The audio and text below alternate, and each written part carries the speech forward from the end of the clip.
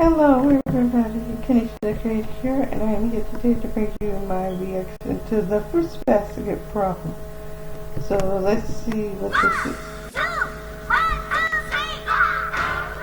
Toru Honda, she's a sweet girl who defies the expectations of everyone around her. Kyo Soma, he's a hot-headed boy who would often rather speak with his fists rather than his mouth. Yuki Soma, he's a beautiful androgynous boy beloved by all the girls at his school. This is Fruits Basket, a series beloved by millions across the world and has quite the fruitful story. Who were the people behind it? Find out now. The Fruits Basket Problem. As a manga artist, one of my earliest goals was to be able to draw a domestic drama. I was obviously inexperienced when I was just starting out, so I couldn't draw very well. I gave up on the idea and worked on other projects like Phantom Dream and Tsubasa. Eventually I thought, let's give it one more try, and that's when I began to imagine Fruits Basket. These two series would prove to be valuable stepping stones for author Natsuki Takaya. Phantom Dream and Tsubasa were both worked on concurrently. One is a supernatural drama, and the other is a post-apocalyptic adventure story. I would describe them both as rather juvenile in their approach to storytelling, but executed in a creatively enthusiastic way. Takaya would probably agree with me, as she described Phantom Dream as if she had walked into someone's house with muddy shoes on a rainy day. Takaya also describes what it was like working on Tsubasa in the first volume of the Fruits Basket manga. She blames any weird or confusing moments on her lack of sleep at the time, understandably so. But she was also, quote, already greedily thinking about what she wanted to do next. And that series was almost something completely different. I had another story prepared in addition to Fruits Basket. My editor said, why don't you do that one? But I asked them to let me do Fruits Basket instead. It certainly wasn't from any solid confidence, but I was thinking, right now, this is what I want to draw. In one way, she was throwing herself at another series, but in another, I get the impression that she had matured a lot artistically. Fruits Basket was published in 1998, a couple weeks after Takaya had turned 25, which is generally considered to be the age where your brain has fully developed. She had been doing manga since 1992, with Songs That Make You Smile, with her first major work being Phantom Dream. Despite some of her feelings towards her older series, though, there have always been some narrative through lines between her works. She's always had a thing for androgyny, because it's, what do you call it, moe? Story-wise, however, the most prominent connection I made was her view of family. If they aren't completely absent, in the case of Tsubasa, there are a lot of difficult relationships as exemplified by Phantom Dream and later on in Fruits Basket. Even with how grim these stories can get, it's not all doom and gloom. Takaya describes Tsubasa as a forward-looking story with loud characters, whereas Fruits Basket is a forward-looking story with complicated characters, some of which are loud. But like an open diary, they come straight from the heart. They're all very close to me, like my reflection, or a what-if part of me. Fair enough. At the center of the story is Toru Honda, who, similarly to Kotobuki from Tsubasa, is an orphaned girl living on her own. Her mother recently passed away and she moved away from her grandfather, but while walking around in the forest, she discovers a house with 12 ornaments from the zodiac. The dictionary I always use has a zodiac chart in it, and whenever I would see it, I would think, this is interesting. I wonder if I can use it for anything. Then, when I drew Fruits Basket, my editor said, let's add some kind of motif. So I said, oh, let's use the zodiac. It was kind of a light-hearted choice. I didn't realize there would have been so many characters. The series does indeed have a lot of characters, but this ended up being an effective way of making each character more memorable. Fruits Basket at its core is the essence of Ningen Kanke, or human relationships, but stripped down to its bare essentials. When a member of the Soma family is hugged by somebody of the opposite gender, they transform into their zodiac animal counterpart. What animal they transform into can immediately tell us a lot about their character without knowing anything about them. Shigure is a sly dog, Momiji is a mischievous rabbit, and Hiro is an outcast sheep, for example. But people obviously offer a lot more than you'd think from first impressions, which is where the title of the series comes from. When Toru was a child, there was a game the kids at school would play called Fruits Basket. Each kid would be assigned a fruit so they could start playing. Toru, meanwhile, gets labeled as a rice ball, which, to my knowledge, is not a fruit. I hear it often being referred to as some kind of pastry with a jelly filling, but whatever it is, it doesn't fit in with the Okay, rest. So enough with that joke. living parentless and not understanding at the time that she was being toyed with. The rest of the series is about Toru finding the people who will accept her. This theme is even represented in the opening for the anime. Did you ever notice that every character aside from Toru is turned away from the camera? Just like the kids from her school, Toru has not yet proven her worth to the Soma family. But as the series progresses and we learn more about the Somas and Toru, we get to see some familiar shots. It's a very effective storytelling technique that makes these moments of connection all the more powerful. I've always wanted my manga to be like a cuttlefish. The more you bite into it, the better it gets.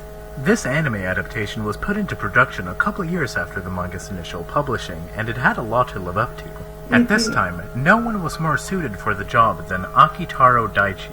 He is one of the most versatile directors in anime, with works ranging from the bleak now and then here and there to the cartoony Kodacha, the latter of which is something that Natsuki Takaya had actually expressed interest in before. Daichi, however, did not think he was cut out for the job. Everyone seemed to see something in me that I couldn't see myself. I figured I must have some secret power I didn't know about. I decided to do Fruits Basket to find that power. Funnily enough, this kind of coincides with the themes of the show, but let's back it up a bit for context. So, Daichi is an extremely capable director, especially in the realm of shoujo anime. No one is simultaneously as funny and emotionally devastating as he can be. He did the whole dark magical girl thing way before Madoka Magica with Nurse Angel Ririka SOS. I'd seen Oh my gosh. Guys, I am watching that anime, and let me tell you, thank you.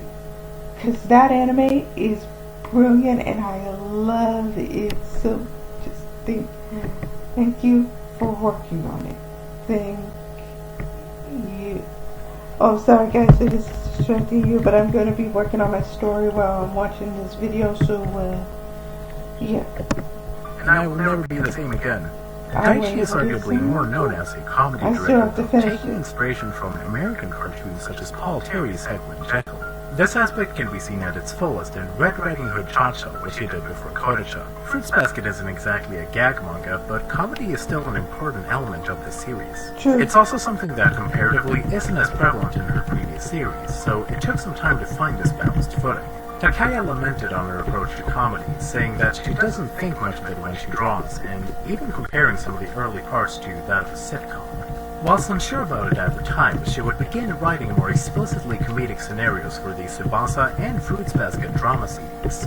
This made Daichi the perfect fit, with Kodacha laying a lot of the groundwork for the approach later taken in Fruits Basket. The one problem with Kodacha, however, is that it needed a lot more episodes than there were chapters available because the manga was still ongoing. Talk to pretty much any fan of Kodacha, and at some point you'll hear them complaining about the New York arc. It's kinda rough in parts. Cha-Cha It is is. even more extreme. It really is. It really is. Let me tell you firsthand, watching, like, looking back at me watching that, what the heck was the point of the New York arc? Like, what was the point of that? I feel like they just added that just because. Like, there was really no point to that arc. Sorry about that. But when I say there is no part to that arc, I mean, like, literally, I don't even know what the point of that was. There was no point to that. There was literally no point to that. There was nothing useful about that arc. Nothing.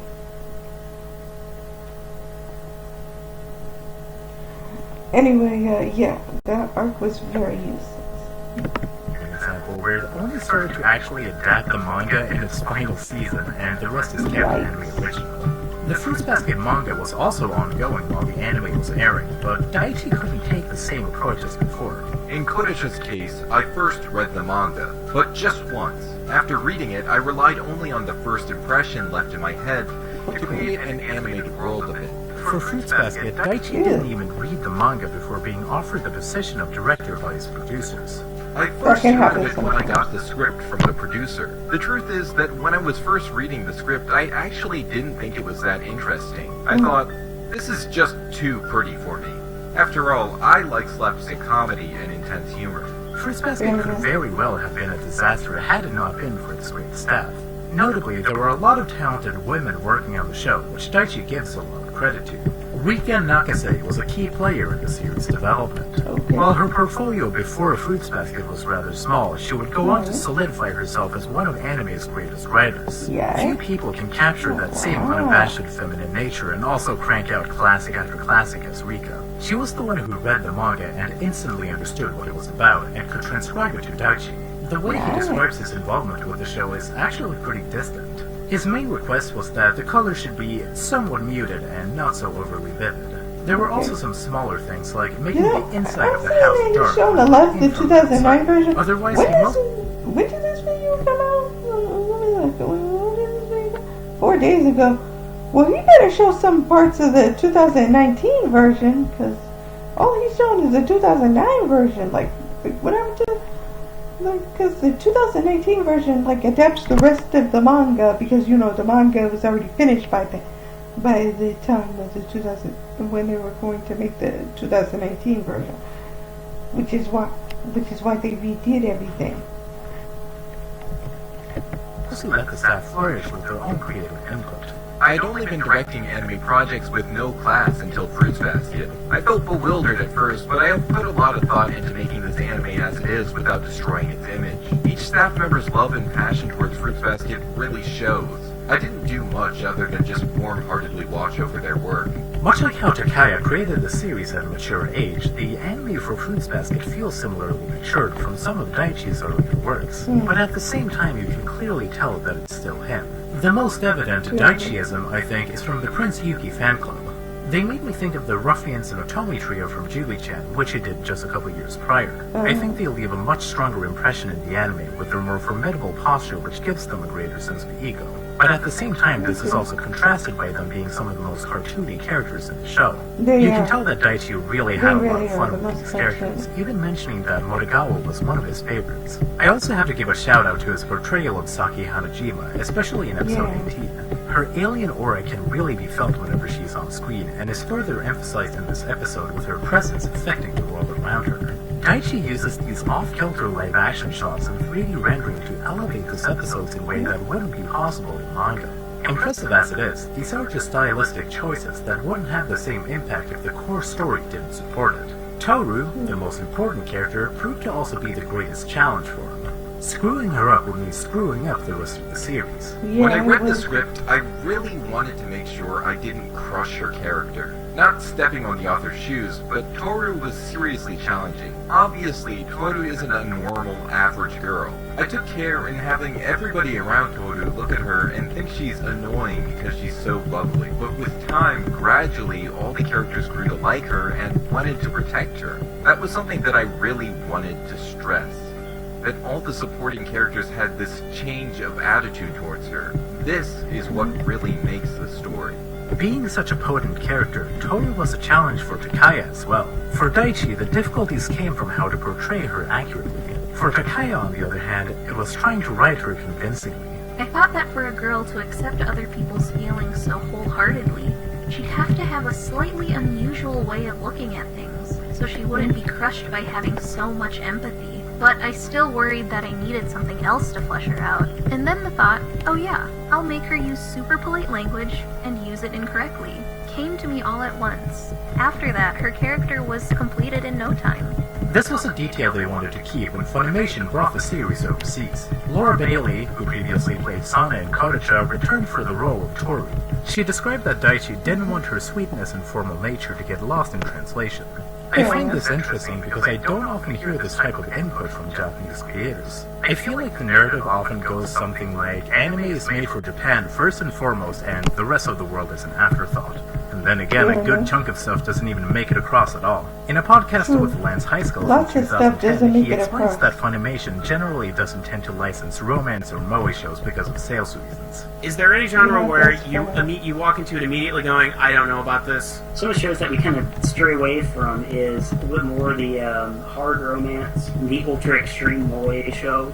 He also talks about the importance of English dubs when licensing a show and how that affects sales. Considering how much shoujo anime is either very cutesy or romantically leaning, that can make them a tough sell depending on your audience. I was actually taken aback when I listened to the DVD commentary track and hearing some of the actors talk about the show.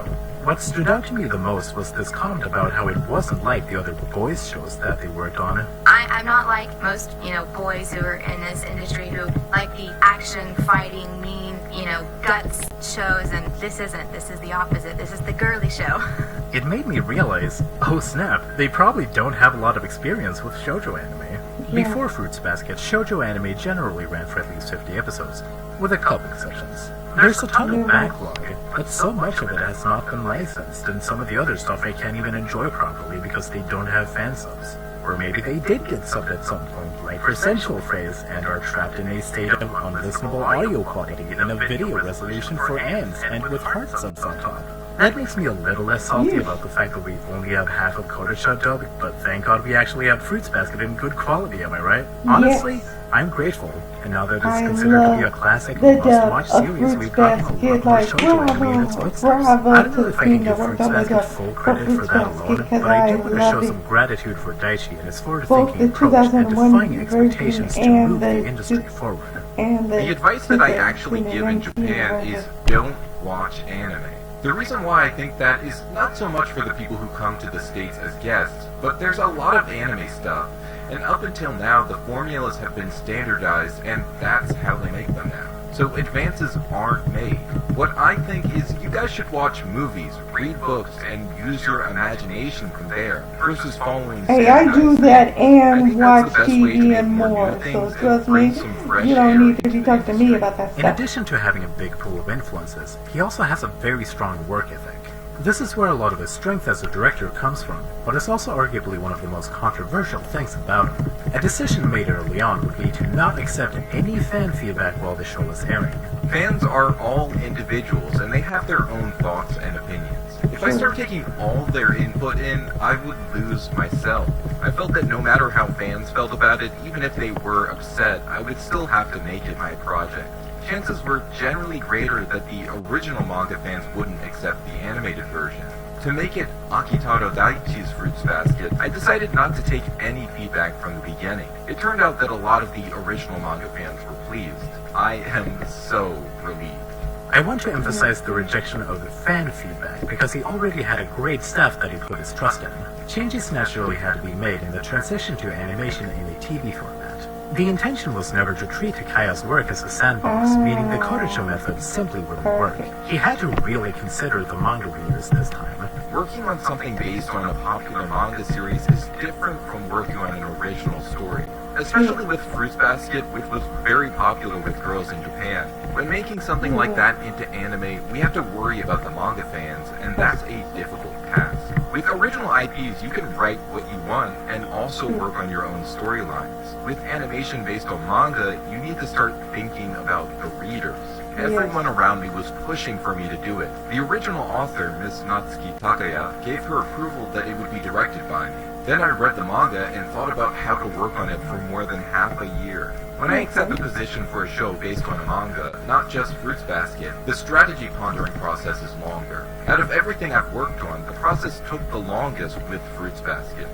Just like how it took Takaya a long time before he realized the idea of Fruits Basket, Daichi also had to ponder the thought for a while before accepting the series. His prior work ethic had lent itself well to creating original content from ongoing manga, which would be expanded upon later in his originals. Now and then, here and there, his most grim show yet was created in this 2-year period of him only making original projects. It was kind of a return to form of his dark days with Ririka, and Fruits Basket was a return to form of him making shoujo anime like Kodacha. Artistically speaking, there was arguably no better time than now to create Fruits Basket, a series revered for its gut-wrenching drama and at times cartoony humor. However, it had still been a long time since Daichi adapted something like this. He seemed to get along well with Miho Obana, the author of Kodacha, but with Takaya it was a different deal. Their views of the direction of the show had to be balanced out more carefully. Choosing the voice actors for my shows is done by me to suit my tastes. For Fruits Basket, the original author had some requests. We decided to respect her requests and complied with them. She had a certain image for the show, and I figured that was as close to what the show should be. Another reason for this is that the task of casting came before I had a full understanding of the show. Therefore, I thought acquiring voice actors requested by the author would help with the process of making the animation series. For the characters that didn't have any voice actors in particular requested by the author, I cast more than half of them. Despite Daichi's friendly impression of her, there's a rumor going around that Natsuki Takaya hated this animated adaptation of Fruits Basket. It is often claimed that she didn't like the comedic direction of the show and that it strayed too much away from the source material. Having seen the show while comparing it to the manga scene by scene, I can confirm that it's actually pretty faithful.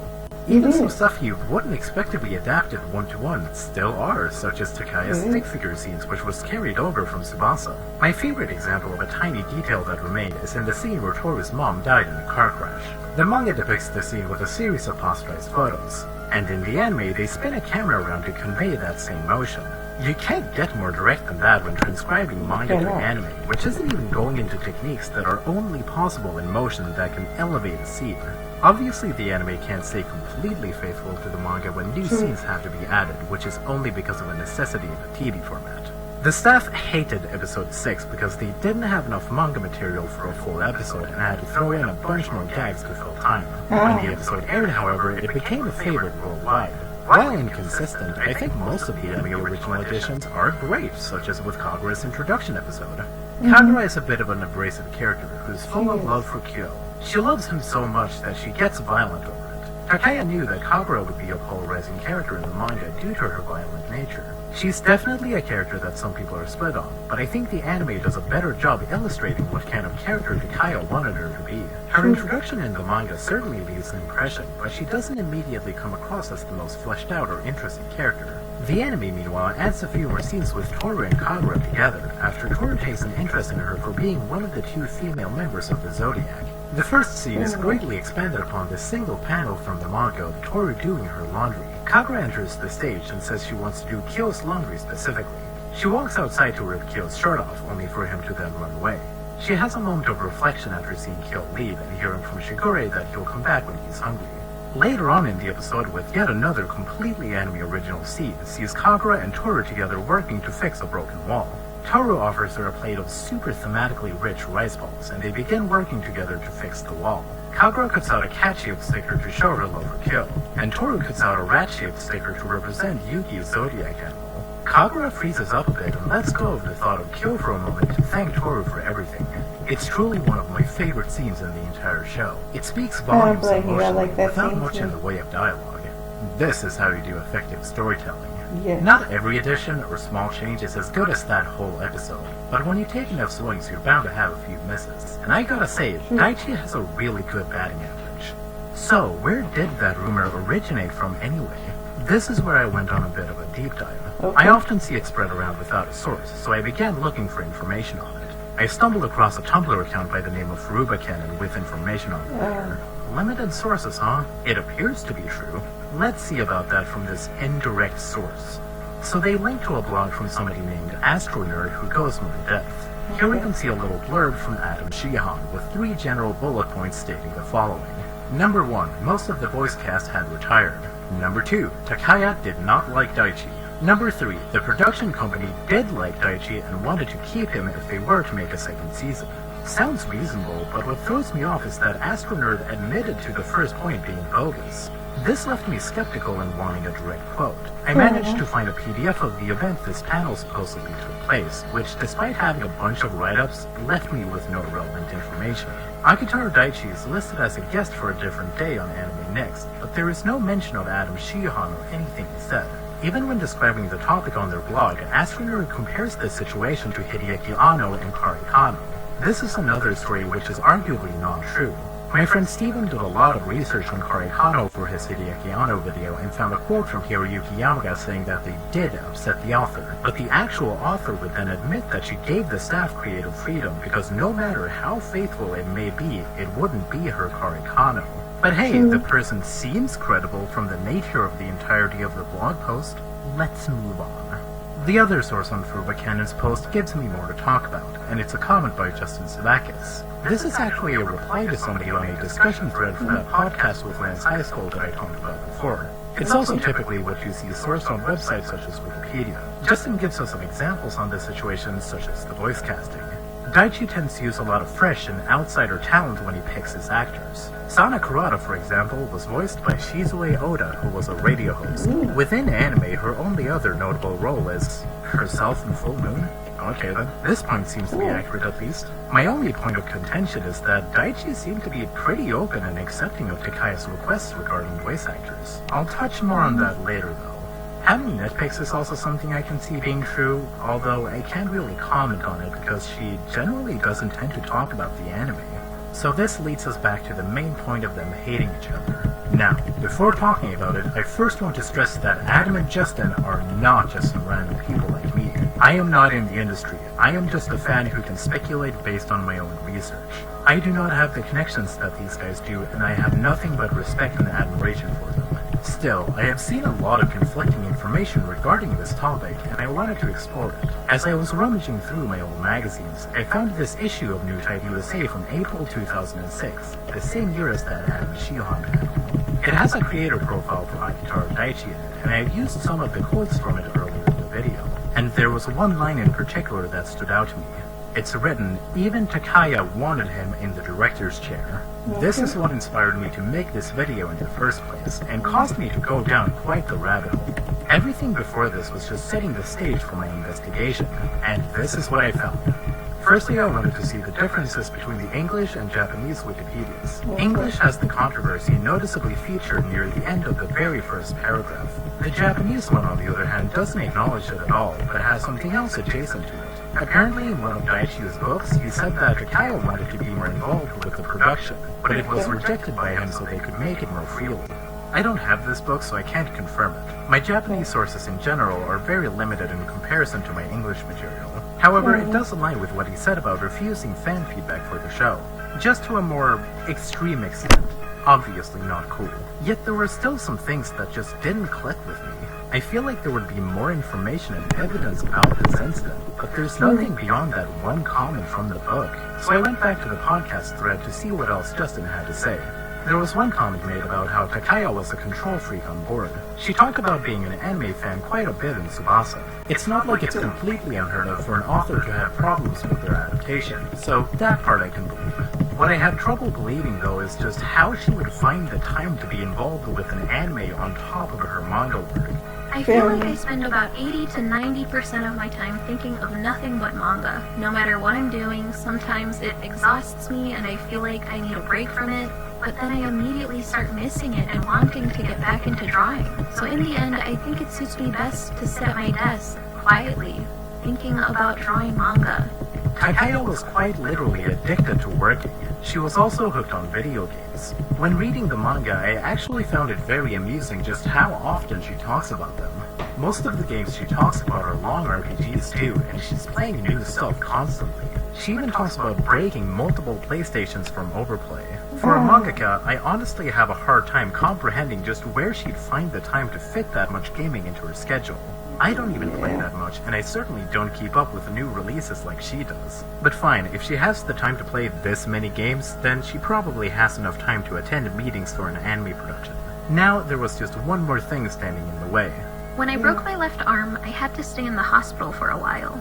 I even had to undergo surgery, which, fortunately, was a success. Apparently, the surgery I had came with a lot of risks, but surgery itself is like that, and I was pretty desperate, so I had no second thoughts. It was much harder for me to not be working. In Volume 6, Chapter 35, Natsuki Takaya suffered an arm injury while drawing. The release date for Volume 6 in Japan was August 18th, 2000. Volume 7 came out a year later on August 17th as a result of this injury. Fruits Basket was released bi-monthly in Hana to Yume. Since Volume 7 contains 6 chapters, she probably got back to work again sometime in June. The first episode of the Fruits Basket anime aired on July 5th, 2001. Daichi said that his strategy pondering process for Fruits Basket was over half a year, so he was likely approached sometime either mid or late 2000. With the way he talked about being more of an observer, I'd imagine gathering his staff took up most of that time. This is also one of the reasons he won't do a second season. It was quite hard to create the 26 episodes, and we had to forcibly gather up our great staff. They have done a great job doing more than pulling their own weight, even covering other areas. The main staff really came through compared to other animation series projects. To do it again, I would have to question whether or not we can get the same results. We blindly worked on it with full power. There was a level of passion there, and I'm not sure if we can do the same again with another Fruits Basket series.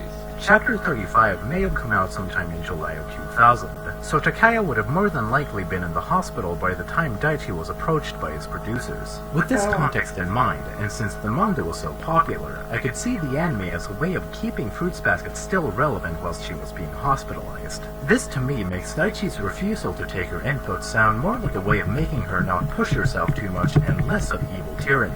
When she later got out of the hospital, she personally thanked the anime staff and voice actors right after her own parents. This is one of 2 times she acknowledges the anime's existence in the manga, so she clearly had some respect for the staff. Remember, Takaya wanted Daichi in the director's chair, so I think it's safe to say that she signed off on the Fruits Basket anime while she was in the hospital. She was still playing video games there, even coming up with new techniques to use the controller, so she could definitely take some calls in her position.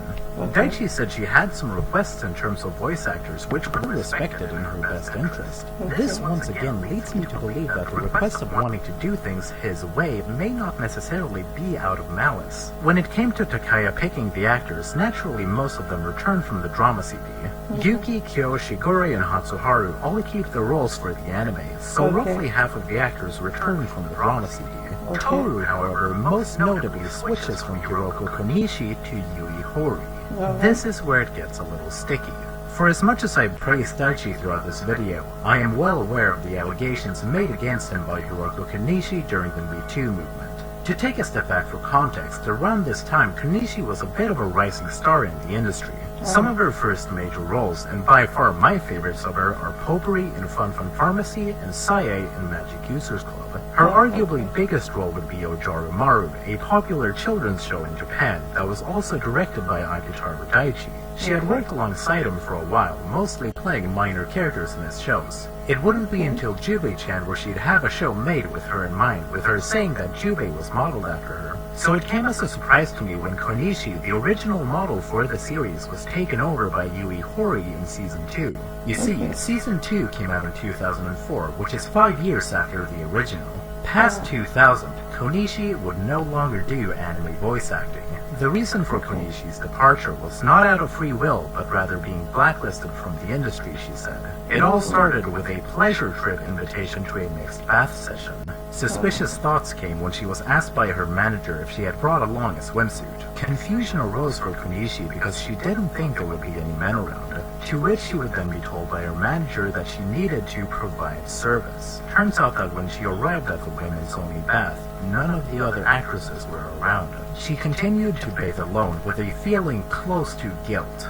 When later confronted by the staff asking why she didn't join them, they said she didn't need to wear a swimsuit. I'll never forget the way my manager laughed sardonically beside me. This would be the end for Konishi's career. That was an abridged version of the story shared over Anime News Network, which garnered quite a bit of attention. It also put a dent in Akitaru Daichi's reputation, at least in the West. Due to the way Konishi speaks about actors staying silent to keep out of trouble, it could be argued that Takaya may also have remained publicly silent about her feelings on the anime. But I'm still frustrated that I can only fall back on speculation because of the inconsistencies in information, and the only evidence we have is hearsay from other people. Believe me, Daichi is one of the last people I'd want to defend against all of those allegations. The only reason I have any pushback against the Takaya and Daichi feud at all is because it simply doesn't make any sense to me. You're telling me the same woman who purposely wrote her drama CD adaptation to be more comedic would hate a mostly faithful anime adaptation by a comedy director? Someone who made something she previously showed interest in, wanted him to direct, and gave the final okay while being hospitalized? Some people describe this hospital period as this awful traumatic experience. This comment in particular is hilarious to me because somebody had to actually them. All in a thread where the original poster asked for sources, and not a single person in the reply listed any sources for anything they were saying. The director was producing his version against her wishes in an awful period of her life. Against her own approval for his position and wishes of wanting Daichi to direct the series? Okay then, I read the author notes from this period and she talks about how she's eating and sleeping well. Yeah, she got scared when it came time to actually pursue the risky surgery, but she also noted that it was way harder on her friends and family.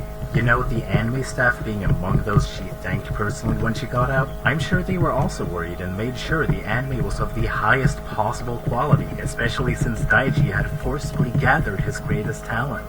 But whatever, things don't always need to make sense for somebody to have a strong emotional reaction towards something. Sure. We're all like that, including myself. Were we to sense. take Justin's word for Takaya having nitpicks, there's plenty to pick apart. Because it is a TV anime, it cannot truly be a one-to-one adaptation. Small details from the original manga panels are edited, and occasional animation errors can be seen too. This is to be expected from the audience, but how do you approach that as a creator? Takaya usually prefers talking about things that she likes rather than herself. Let's say she doesn't like to talk about it because she would rather be talking about something else, or because she might get in trouble for doing so. Even if this cynically conjured up scenario hypothetically were to be true, I can't find any concrete first-hand proof that it happened. I'm a lot more inclined to believe Konishi's story because it comes from first-hand experience, and she's still battling the case to this day. All of the signs direct to her events being true, which I might be even more frustrated by because it puts me in a bit of a crossroad. Morally speaking, should I support Daichi's works if he's been outed as a bad person? What about all the other people involved? Does my disdain for one person eclipse my respect and admiration for everyone else? Should I just shut up and watch a different show instead? Here's the deal. I ultimately cannot do anything except sit back and accept things as they are. Daichi is still directing shows, and whether he should be allowed to or not is out of my control. This feeling of injustice is something I imagine a lot of shoujo fans go through, even if it's just about what series they desperately want licensed or reprinted. What do you do in this situation? You just kind of sit there and let your feelings bottle up over time.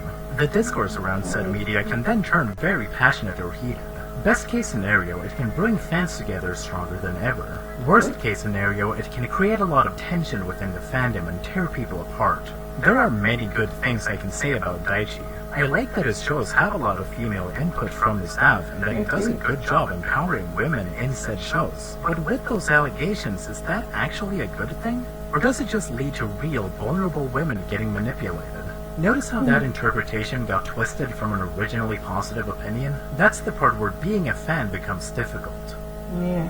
It's hard to praise or really have any kind of conversation about a problematic piece of media without bringing up said problematic elements. After all, nobody wants to be outed as a bad person. If you don't acknowledge the objectionable content or creator, then you might be seen as potentially suspect. Oh, so you're not bothered by the fact that the creator is a horrible person, huh? Nothing about this show seems off to you? What are you, some kind of weirdo? You stay away from me.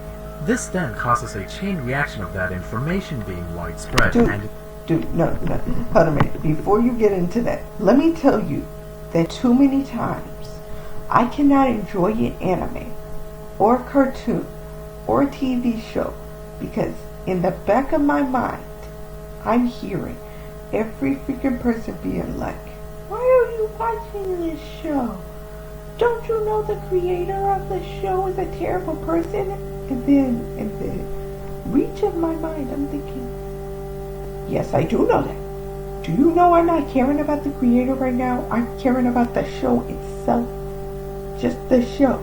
Not the creator. The show. That's why I still watch iCarly. That's why I still have watched Victorious. That is why I still want to watch and read Rurouni Kenshin. That is why I still watch freaking That's So Raven. Well, technically it's not the creator, it's the actor in there for a certain part, but you get my point. That is why I still watch many shows and then videos and stuff. I don't always care about the creator. Yes, I be thinking about the creator, but I don't always care. You're not gonna hear me complaining every time about the creator doing something unless it is shown straight up in the manga or the anime or a TV show or a movie. You get my point? I don't care unless it directly media they created, what happened with them? I don't care. Y'all, please, I beg of you. Anybody who is fans of a certain show or movie or something, and they notice that a creator or a person who worked in the movie was a terrible person, and tells me, oh, as a matter of fact, in the comments below, just save yourself the trouble. I don't care. Not as much as y'all care. Because most of the time when I'm watching a TV show, I don't do an explicit background check. No. I just watch the show, or watch the movie, or watch the anime, or just read the manga. I don't. The creator is a backtrack in my mind. Backtrack. It's just, it's not even a thought for me. Not even a thought. So if you think that is interesting to give me facts about that, you might as well just unsubscribe right now, because I ain't dealing with that. I will immediately block you if you try and give me those kinds of facts. They better be positive facts. If they ain't positive facts, block. I'm just making that very clear right now, because I know many people who are probably watching my reactions. They're gonna see me reacting to That's So Raven, Boy in the House, Harry Potter, and all that stuff. They're just gonna keep telling me about, like, either the actors or the creators or stuff like that. I don't care. I have an opinion as I do, so do not even try and give me any info on that. Continue. In certain cases becomes the face of the conversation. I, for one, cannot remember the last time I saw Cardcaptor Sakura mentioned in an analytical light without Rika and Terada's relationship eventually being brought up. Neuralities, for example, spends a great chunk of her Cardcaptor Sakura video talking about this relationship in particular. This one point causes everything to completely spiral out of control. Pretty much any positive feedback in this kind of scenario will automatically lead back to a negative. Like in Ouroboros, you just eat yourself up until there's nothing left, and by the end of it, she questions herself if she can even recommend the series at all. She is, of course, perfectly within her rights to feel that way, and I'm not looking to start beef or anything. It is an old video. This was just an interesting observation I took away while watching her video, and is something I see in a lot of anime fans now. They say don't judge a book by its cover, but first impressions are everything. If something leaves a bad first impression on you, chances are less likely that you'll engage with it. As mentioned before, if we go onto the English Wikipedia page for the original Fruits Basket anime, the controversy is prominently shown. But beyond that, there's like nothing else about the staff. Daichi's name is brought up twice in this entire page, once stating that he is the director, and second is the Takaya controversy. And that's it. To me, this page is incredibly deceptive because it tells you a very shallow and narrow-minded version of the story. And that doubles for the rest of the staff and their contributions too. But since Daichi has been outed as a bad person, it feels like no one else wants to investigate the situation.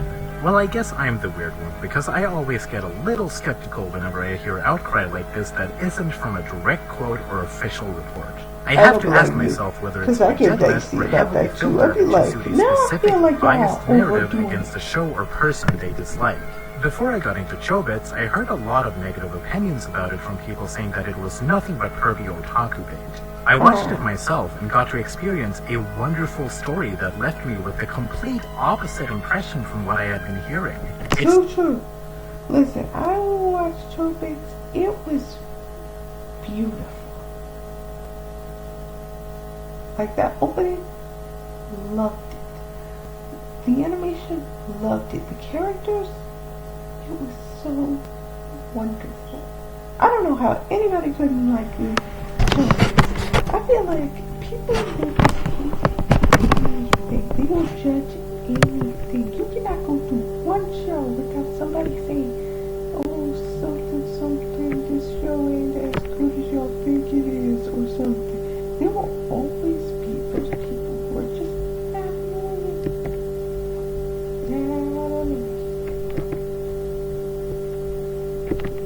It happens too many times. You can't breathe, you can't relax, you can't think, you can't even breathe around a certain show without somebody judging something about it. It's now one of my top 5 favorite animes simply because I tried it with an open mind. Yep. I have to wonder just how many people are robbing themselves of experiences because of social pressure or red flags going off in their heads. But I also understand that a lot of that hesitation can come from personal trauma. From the way Konishi described what Daichi was like, it made me think of my own dad a little bit. He's a manipulative old man who hides behind a smile when other people are around. Someone who has done nothing but set me back in life with relentless bullying and attempts to sleep with random women whenever he's feeling bored. I've pissed away more than half my life being forced to live with him under his abusive and manipulative control. I never felt like I got to be my own person. Sometimes it can really be hard having to live with that during my low points, just thinking about it and letting it sink deeper and deeper. But ultimately, I'm not going to get anywhere if I cling on to those awful memories. The only person who can truly improve my life is me, and occasionally that requires me to challenge myself in ways I might find uncomfortable. That's why I love Fruits Basket. It's a vulnerable series that isn't afraid to get real, and it's helped me through a lot. I love every incarnation of it, but I find Daichi's adaptation to be the most interesting. His version was my introduction to the series, and is what made me fall in love with it in the first place. What that tells me is that even bad people can have a positive impact on the world. I have a lot of things that I integrate into my anime that I put in to bring a message to the world. The main thing it makes me feel is that you need to live your life to the fullest and the happiest that you can, and have fun with it at the same time. Thankfully, Fruits Basket doesn't really run into a lot of the same problems that some of Daichi's other anime do. As much as I want to say his anime are still perfectly enjoyable despite everything surrounding them, there are a few instances where it's hard for me to separate the art from the artist. Whenever there's an episode mirroring his real-life actions, it can obviously get pretty uncomfortable. An obvious example of this would be episode 40 and 41 of Kodocha, where Sana gets blacklisted.